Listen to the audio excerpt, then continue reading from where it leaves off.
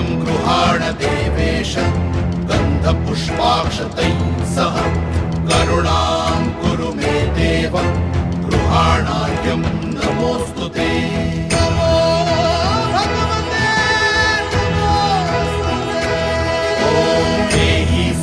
सहस्रांशो तेजो राशे जगत्पते अनुकंपय मां भक्त्या गृहाणार्घ्यं नमोऽस्तु ते।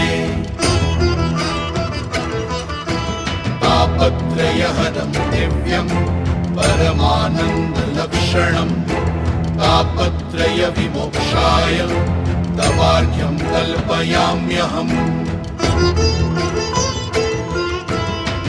नमो भगवते तुभ्यं नमस्ते जातवेदसे दत्तमर्घ्यं मया भानो त्वं गृहाण नमोऽस्तु।